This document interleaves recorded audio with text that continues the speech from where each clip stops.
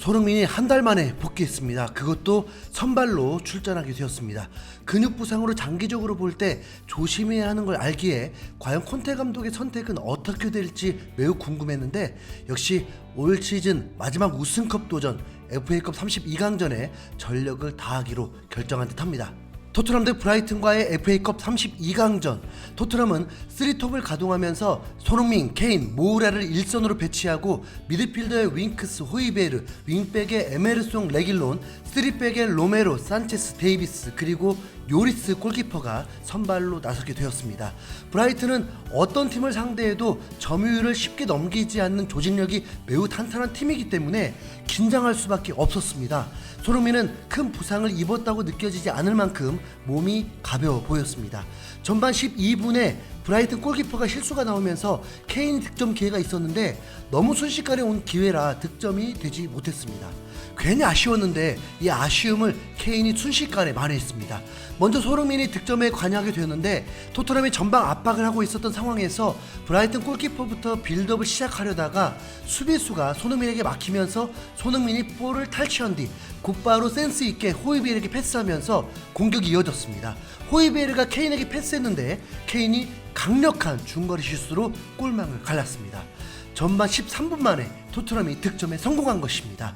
브라이튼은 중위권 팀 치고는 실점이 적은 편이기 때문에 토트넘의 이른 선제골은 매우 의미가 컸습니다. 이어서 전반 24분에 추가골도 터집니다. 그 주인공은 에메르송인데, 콘테 감독에게 가장 골칫거리라고 볼 수 있는 윙백 자리에 에메르송이 오랜만에 컨디션이 좋은데 활약해주고 있었는데, 우측 돌파를 시도하면서 앞만 보고 드리블을 하는데 처음에 왜 그런지 이해를 못했습니다. 이 친구는 크로스를 해야 하기 때문에 동료들이 누가 있는지 어디로 패스해야 할지 봐야 되잖아요. 그런데 절대 안 봅니다. 그리고 막바지에 와서 크로스를 올렸는데 그게 골이 돼버린 것입니다. 솔직히 각도상 당연히 그냥 아웃일 줄 알았는데 환호성이 터졌고 득점이 된 것입니다. 이게 에메르송의 스킬이었나? 능력이었나? 정말 깜짝 놀랐는데, 느린 화면으로 보니 수비수에 맞은 행운의 골로 에메르송의 골이 아닌 자책골로 기록이 되었습니다. 그래도 에메르송이 큰 건 했죠. 23분 만에 2대0으로 앞서간 것은 토트넘에게 엄청난 호재였습니다. 브라이튼은 리그에서 12무를 기록하면서 8경기가 1대1 무승부였습니다. 그만큼 2실점 이상을 한 경기가 별로 없습니다. 그리고 최근 3경기에서도 모두 1대1이었습니다. 전반전을 2대0으로 마치고 아쉬운 것은 단 하나, 손흥민의 득점이 없었다는 것이었습니다. 하지만 전혀 걱정하지 않았습니다. 2대0으로 앞서고 브라이튼이 공격적으로 나올 수밖에 없기 때문에 손흥민에게 분명 기회가 올 거라 생각했죠.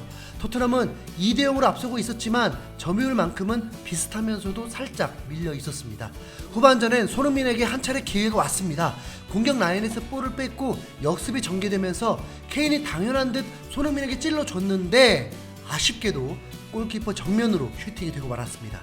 한 달 만에 출전이었고 제대로 된 슈팅을 못한 지 오래되었다 보니 감각이 조금 더딘 듯 했습니다. 그리고 일격을 당하게 됩니다. 브라이튼은 만만치 않았기 때문에 득점 기회도 여러 차례 있었고 간담을 서늘케 하는 장면도 있었는데, 후반 18분 요리스가 꼼짝도 하지 못한 실점을 당하고 말았습니다. 비수마가 왼쪽 측면에서 안쪽으로 치고 들어오더니 반박자 빠른 슈팅이 그대로 골이 되었습니다. 그런데 알고 보니 요리스가 꼼짝 못한 이유가 호이베르 등에 맞는 행운의 골이었습니다. 토트넘은 2대1로 앞서 나가고 있었지만 이게 심리적으로 이상해지잖아요. 앞서고 있어도 앞선 느낌이 아닌 그런 거. 2대0인 상황에서 실점을 하게 되면 분위기가 바뀌면서 동점이 될 수 있다는 압박이 더 커지니까요. 경기는 더 흥미진진해지게 되었습니다. 그리고 브라이튼을 좌절케 하는 골이 바로 3분 후에 손흥민 때문에 나오게 됩니다. 앞서 득점에 실패했던 손흥민은 뭔가 마음을 단디 먹은 듯합니다. 하프라인에서 손흥민이 볼을 잡았는데 보통이면 다시 동료에게 패스를 했을 텐데 손흥민이 갑자기 시동을 걸더니 악셀을 강하게 밟아버린 것입니다. 거기다 수비 2명이 붙어있는 상황에서는 부스터를 걸어버리면서 순식간에 추월해버리고 박스 안까지 치고 들어간 것입니다. 그 순간 소름이 쫙 탄성을 지를 수밖에 없었습니다. 피니시 순간에 슈팅 찬스를 놓쳤지만 끝까지 포기하지 않는 집념을 보인 끝에 볼이 케인에게 흘러갔고 케인이 멀티골을 기록하게 되었습니다.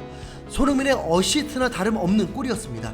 이 장면은 케인의 득점보다 놀라운 손흥민의 스프린트에 주목되면서 계속 반복해서 보여주게 되었고, 현지 BBC 중계진 허치스는 믿을 수 없는 달리기다, 거침이 없었다, 상대 수주 두세 명이 감쌌지만 공은 해리 케인 쪽으로 흘렀다, 아담 웹스터는 손흥민의 속도를 따라잡지 못했다, 이렇게 탄성을 쏟아내면서 극찬했습니다.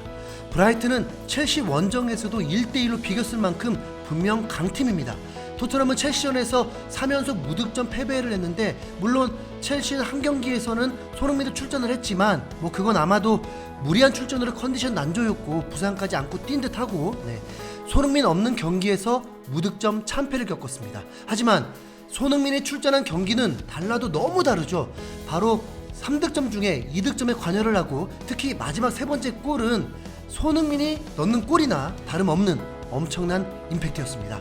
손흥민은 4일 후에 더 중요한 리그 경기가 있고 관리 차원에서 교체를 해주었고, FA컵은 5명까지 교체가 가능해서 벤탄쿠르와 쿨루셉스키의 데뷔전도 볼 수 있었습니다.